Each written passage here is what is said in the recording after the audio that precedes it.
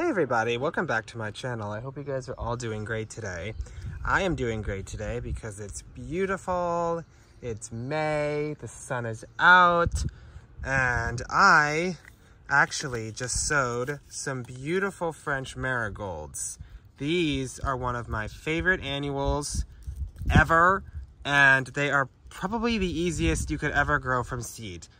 At least one of the easiest, that's for sure. And there really isn't a whole lot to it. So you only say they germinate in 5 to 8 days. Their depth of 1/4 inch. Their spacing at 8 inches, height 6 to 10 inches, and days to bloom 35 to 45 days. And depending on the time of year you plant them, I actually found this actually matters too. If you were to plant these even in like July, you would probably get blooms by August. But I think I planted some. Wait, no, never mind. That was zinnias, sorry. But the point is, they grow very quickly. So, in fact, they grow so quickly, in fact, I actually don't find it of much use to actually like buy the starts in the garden center because they just grow so quickly. And even with those starts, it takes a little bit for them to kind of get established and get going. So I actually find it more beneficial and economical to grow them from seed. So that's what I'm doing today. So I actually already sowed these seeds, but I'm gonna show you just sort of how I did it. See if I can find them. It's really not that hard. Where are they? See if I can find them. Yeah, there they are. So they look like this. So the seeds are, sorry, get that in the camera, my bad. I don't know if you can see that, but they're like a little arrow, little black arrow, and you only plant it like 1/4 inch deep, something like that. And you cover them with just like a little bit of soil. You don't want to cover them too much or else they might not germinate. So you definitely want to be mindful of that when you're growing these seeds, or really when you're doing seeds of any kind. So I actually put, and I did it in kind of like a cross formation, like 1, 2, 3, 4, and 5, because I find that shape to be a little bit more aesthetically pleasing. And the reason I'm actually growing them in this pot, when I do have room to grow them in the ground, but I always had something interesting has always happened to me whenever I tried to grow these in the spot that I used to grow them, which I will show you in a minute. These are supposed to be dwarf, and I've gotten marigolds, like you can see, they're supposed to be dwarf. However, in the spot where I grow them, they must just be really happy. I mean, they get sun all day. I don't even really feed them, and they get massive, and they would get so tall that you couldn't really see the perennials in the back. So why don't I go out front and show you what I mean by that. Let's put this under this thing so it doesn't blow away. So this area, this is like my island garden. This is, you see all the daffodils and hyacinths and stuff are done blooming, and you can see some of these beautiful pansies. They're so gorgeous. I love them. But I would plant them right around where those pansies are. And the problem is I planted them there under the assumption that they were only going to get like 6 to 10 inches tall, which is what the seed packet says. However, they get like, I would say about 1 foot. They probably get about 1 foot, maybe 2 feet. And these perennials back here don't really get very tall either. So it kind of resulted in like, I don't know, like it looked wonky to me. I didn't really like the way that turned out.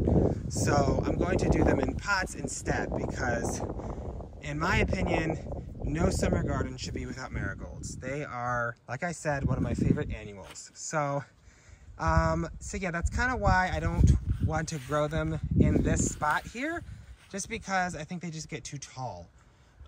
So why don't we go back there and talk more about how you can care for them in containers or in the ground.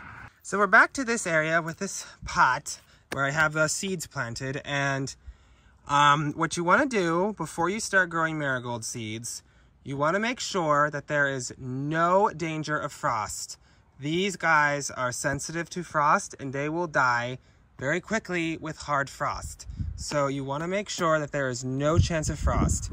The other thing is make sure that wherever they are planted, either in pots or in the ground, you want to make sure that they have good drainage. I feel like I say this, if you've seen any of my other videos, you will know that I will say ad nauseum that they need good drainage, and it's true.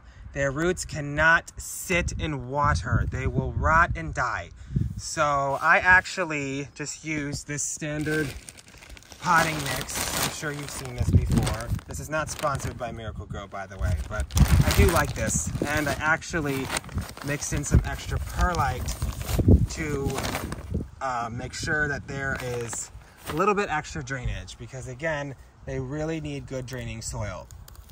And as for watering, they are pretty low watering. I would say that in the ground, they probably only need to be watered about once a week at the most. If you don't have rain, once they're established, I'd say in the first couple weeks or so, especially if you're starting them from seed, make sure they stay moist at all times during the germination phase, which should not take long. It only takes, for me, depending on your weather, it's actually going to be really warm here in these next couple of days, so I'm hoping that'll speed up the germination, but they literally might take less than a week to come up.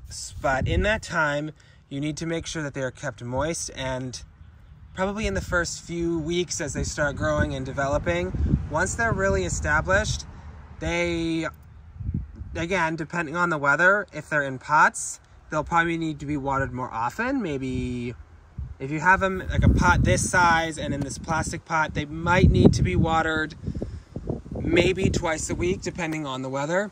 If you're growing them in the ground, well, you probably get to water them less often. Sorry if I feel like I can't talk today.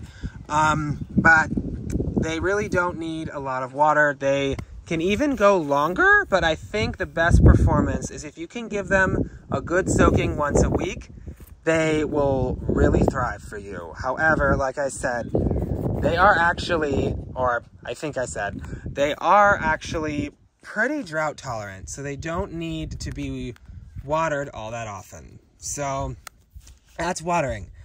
As for fertilizer, they seem to actually do fine or better without any feeding whatsoever, or very light feeding. If you have poor soil, or like if you're planting them in the ground, if they have poor soil, they really would prefer maybe a little bit of organic matter, but not a lot.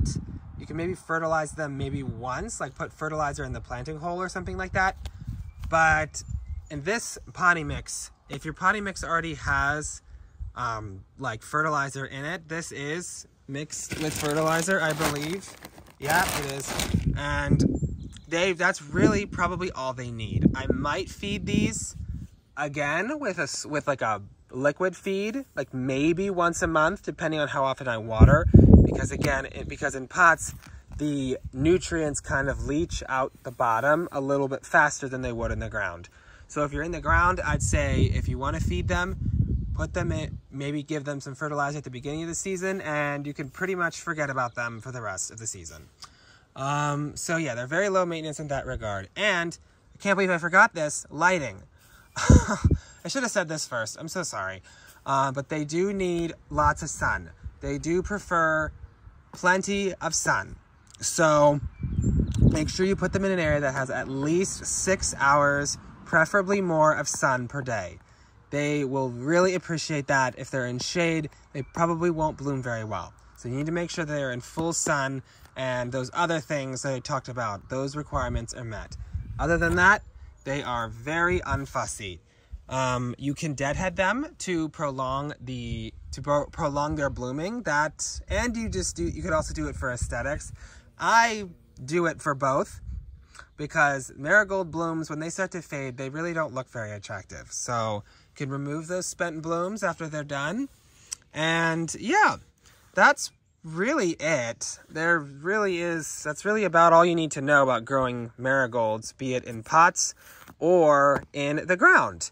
And one more thing, actually, sorry, I forgot. One more thing, if you're planting them in pots, use a well-draining potting mix. Do not use garden soil.